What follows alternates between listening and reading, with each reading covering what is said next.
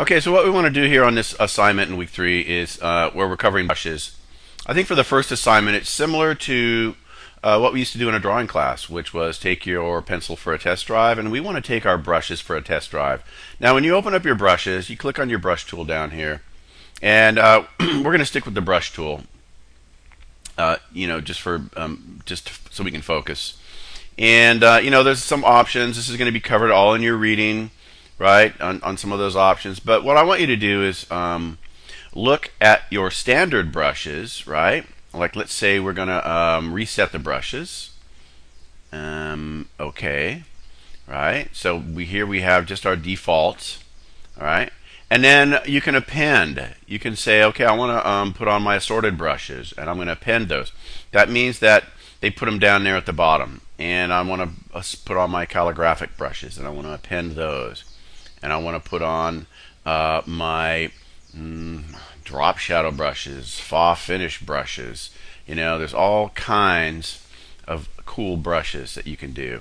Now, the next thing we want to do is make a little cheat sheet here. I made this image. This is 900 by 1500, 72 dpi, right? And what we want to do is, let's see, I want to see that at full size, right? Okay, so double click my magnifying glass, see that at full size. And I want to start making a little, let's see, I might want to change that. You can use color, but black and white might be easier. Note that you have different modes, and also that you have different opacities. You can also, on some of these, you can play with your airbrush tool and your flow and all that, your opacity. But I just want to take these for a test drive. I want to see what they look like, and I can change my brush size if I want to move in on that, and I can start seeing possibilities for, again, if we're talking about character development or something, you can see possibilities here for tattoos or textures or things happening on a spaceship, whatever it is. It's kind of an interesting, grid. Now, I am also using a pen tool here, and if you're using a mouse, you can use a mouse. You're not going to have quite as much flexibility, and you can actually start, with the first one. If the brush is too big, again, you kind of want to, this is going to be our little little sheet that documents just what these brushes look like. And you'll notice on some of these, like on some of these brush tools, they're mimicking, like art brushes. You can actually move your cursor around instead of just making a stamp, and you can start seeing possibilities for stamping. You can see possibilities for moving these around, right? If you want to change your opacity and maybe see what some of these look like, grayer, you can. I mean, it's all basically, this is your place to spend some time and be creative. Now, there are a number of brushes that you can download from the internet, and those are fine.